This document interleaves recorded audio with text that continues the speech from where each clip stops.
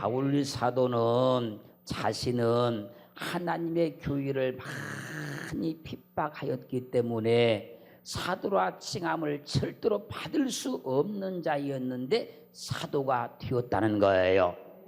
그래서 그가 고백하는 겁니다. 나의 나 된 것은 하나님의 은혜로 된 것이니 자신에게 주신 그 은혜가 헛되지 않게 하려고 모든 사도보다 더 많이 수고를 하였으나 이것은 자신이 한 것이 아니고 오직 자신과 함께 하신 하나님의 은혜로 한 것이라고 고백을 하고 있어요.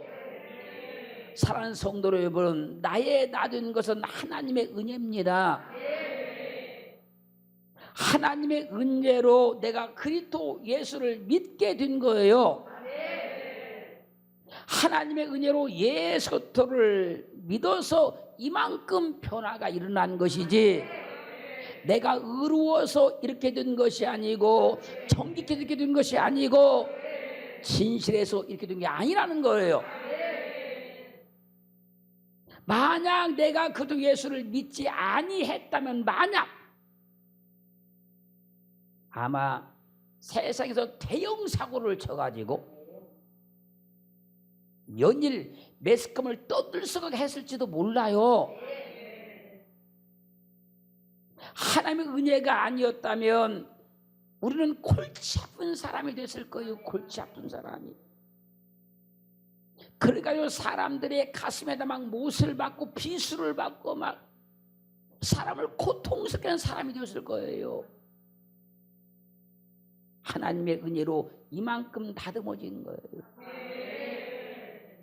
하나님의 은혜 때문에 이만큼은 사람 노릇도 하고 있는 거예요.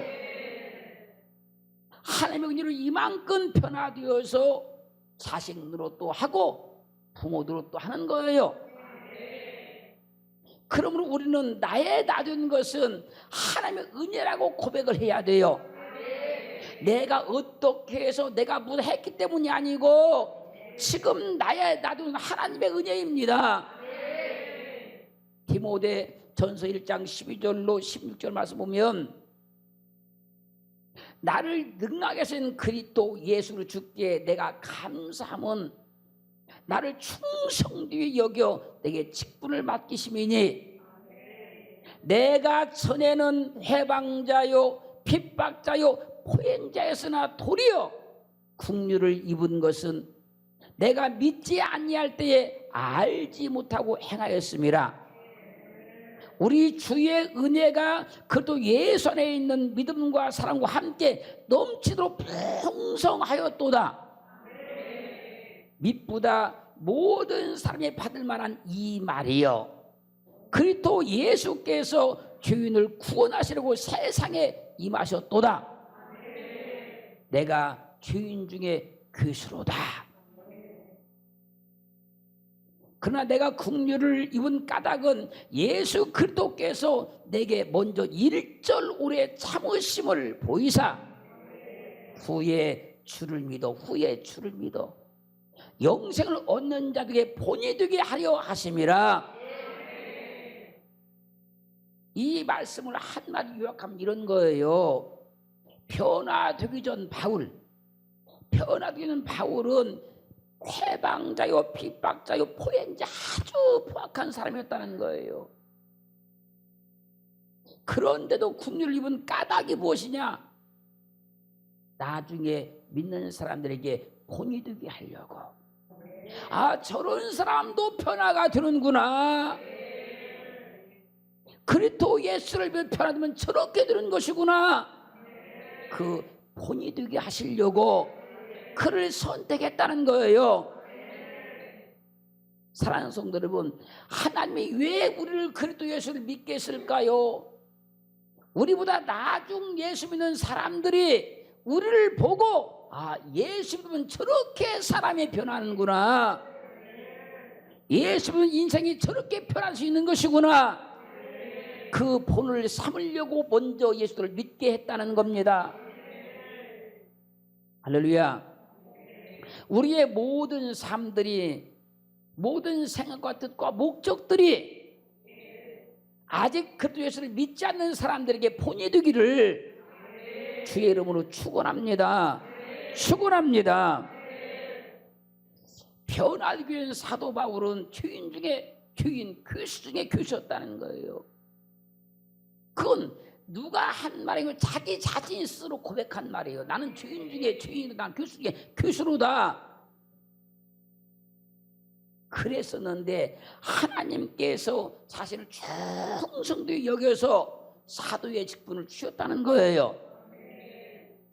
사도 바울의 이 고백을 들으면 저는 늘 생각나는 게 하나가 있어요.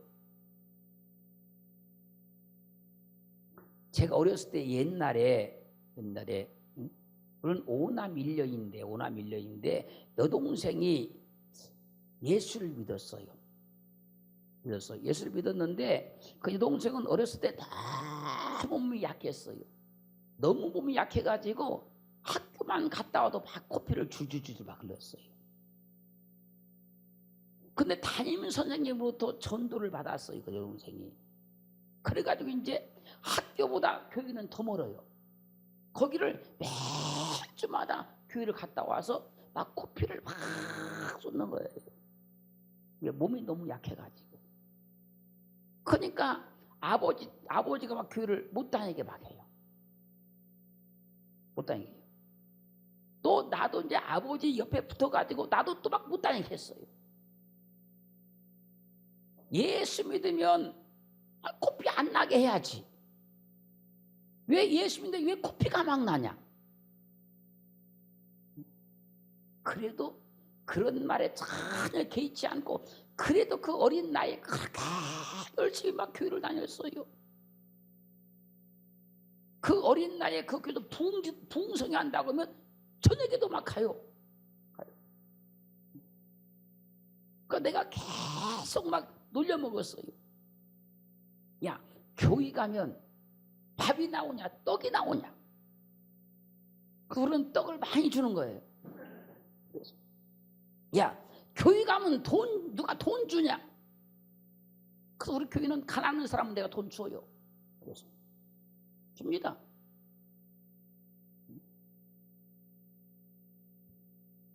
야, 저 닭똥구멍이나 믿어라. 하루에 하나씩 계란 놔주니까. 그랬던 내가 예수를 믿었다는 거예요. 병도 고침받았다는 거예요. 그리고 목사도 됐다는 거예요. 이건 사람이 하는 것이 아니라 하나님의 은혜로 된 거예요. 그런 거를 갖다가 나의 놔둔 것은 하나님의 은혜라 그런 거예요. 그러므로 우리가 받은 이 직분은 사람이 준 것이 아니고 하나님께서 은혜로 우리에게 선물을 주셨으니 할렐루야, 소홀히 여기지 말고 사도 바울처럼 그렇게 충성하기를 주님을 축원합니다. 내가 잘해서 건강하고 평안하고 행복하게 사는 게 아니에요. 하나님의 은혜로 건강한 거예요. 그리고 잘 되고 있는 거예요. 그리고 행복하게 살고 있는 거예요. 주님을 믿은 것도 감사하고 건강한 것도 감사하고 이만큼은 살 수 있는 것도 감사하잖아요. 날마다 은혜 주는 것도 감사하고 기도를 응답해 주는 것도 감사하고 할렐루야. 이 모든 것들을 다 포함해서 나의 놔둔 것은 하나님의 은혜라 그런 거예요. 이 모든 걸 다 포함해서 할렐루야. 그래서 우리는 요한복음 1장 16절 말씀처럼 은혜 위에 은혜로라. 예수 믿은 것도 은혜인데 응답해 주니 은혜 위에 은혜 아닙니까? 예수 믿은 것도 은혜인데 복 주시니 은혜 중에 은혜 아닙니까, 여러분? 은혜 위에 은혜를 많이 누리기를 주님으로 축원합니다. 그러면 오늘 본문의 사도 바울같이 나의 낮은 것은 하나님의 은혜로다, 이런 고백이 나오게 되는 거예요. 우리는 하나님의 은혜를 입은 자들이니 나의 낮은 것은 오직 하나님의 은혜라고 늘 고백하고 살기를 주의 이름으로 축원합니다. 사도행전 4장 13절로 14절 말씀 보면 베드로가 학문이 전혀 없는 자예요. 학문이 없는데 그가 복음을 막 정확하게 신나게 막 복음을 전하는 거예요. 그걸 사람들이 듣고 그 본래 학문 없는 범인으로 알았다가, 아니 베드로가 학문이 없는 걸 사람들이 다 알고 있었다니까요. 근데 복음을 얼마나 잘 전하는지, 예수를 얼마나 잘 전하는 사람들이 그걸 듣고 깜짝 놀래버린 거예요. 거기다가 베드로가 막 병을 막 고치네요. 병을 막 고쳐. 할렐루야.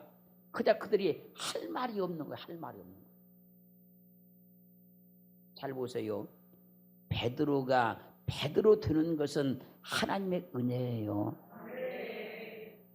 우리가 지금 베드로 사도 그러잖아요. 이게 하나님의 은혜란 말이에요. 하나님의 은혜가 입혀지지 않았으면 우리가 베드로가 누군지도 몰라요. 어떤 사람인지도 몰라요.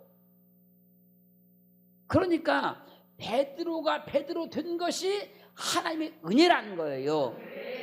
그것을 갖다가 나의 낮은 것은 은혜라 그런 거예요.